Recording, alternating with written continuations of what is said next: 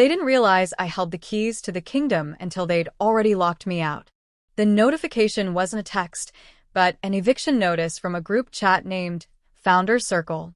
I was finalizing the security timeline for the Centennial Gala, my project, when I saw the alert. The chat admin was my uncle, Silas.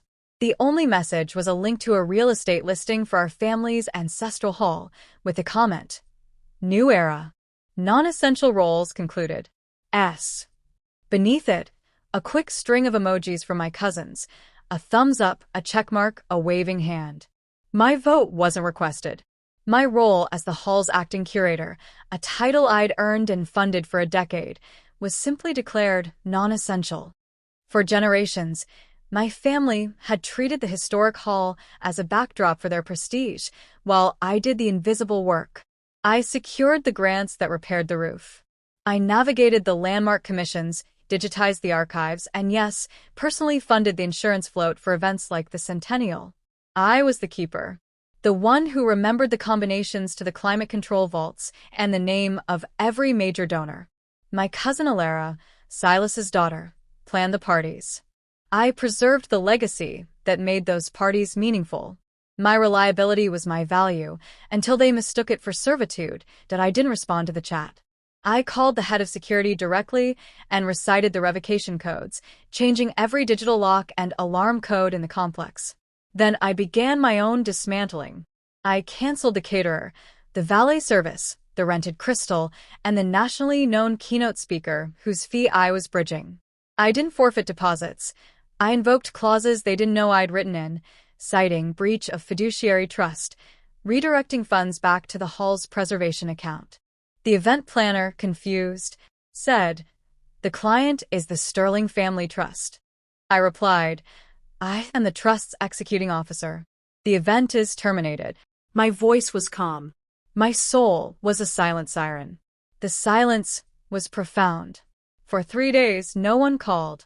They assumed I was sulking, that I'd fold. The first crackle of panic came via a hissed voicemail from Alara. "What did you do?" "The security company says we're unauthorized." Then Silas. "This is childish, Kira. Reinstate access." They weren't mourning my absence. They were confronting the impossible reality that the hall itself had rejected them. The day of the would-be gala, I didn't hide. I sat in the hall's great library, monitoring the security feeds. I watched them arrive in their black ties and gowns, only to cluster on the portico, locked out in the drizzle. Silas yelled at a keypad. Alara frantically phoned vendors who never arrived.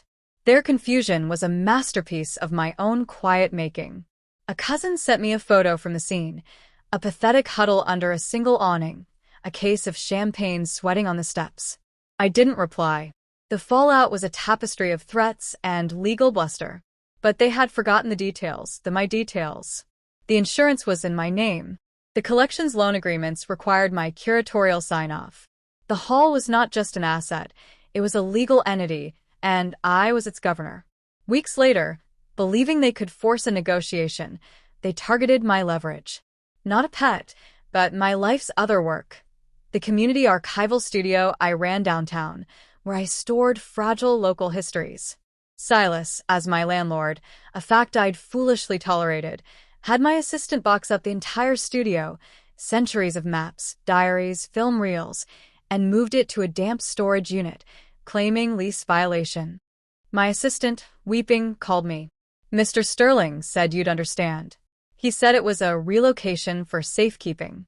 That was the severing point. I didn't go to the storage unit. I went to the hall. I didn't destroy family photos.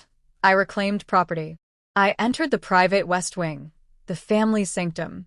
With methodical precision, I began removing every item that was legally part of the hall's permanent collection but had been appropriated for private use. The Tiffany desk set, the first edition novels, the portrait miniatures. I loaded them into conservation crates. When Silas stormed in, alerted by a silent alarm I'd allowed to function, he found me in the archive, holding a ledger. "You're stealing," he roared. "I'm repatriating." I corrected, my voice flat. "These items are cataloged under the public trust. Your use was a loan. The loan is over." He called the police, sputtering about theft and trespassing. When they arrived, I presented the officer with a binder, deeds, catalogs, signed affidavits from the State Heritage Society proving my authority. "This gentleman," I said, indicating Silas, "has illegally converted and endangered publicly owned historical assets, including the contents of Unit 114 at Granite Storage." The officer's focus shifted instantly. It was no longer a family dispute. It was a property crime. Silas was taken in for questioning. Alara's hysterics in the lobby changed nothing. The next day, with a court order, I recovered the studio's archives. The smell of damp was minimal. I'd acted in time. I moved everything into the hall's secured vaults, where they belonged. The final message came not from Silas, but from the family's lawyer, a proposal for a quiet settlement and my resignation. I sent my own lawyer's response, a lawsuit for damages, and a copy of the bylaws naming me director for life, a clause they had all glossed over a decade ago. Now, the keys are literally and figuratively mine. The hall is silent, its treasures secure. Their power was always an illusion, a performance I enabled. I just finally turned off the lights, locked the doors,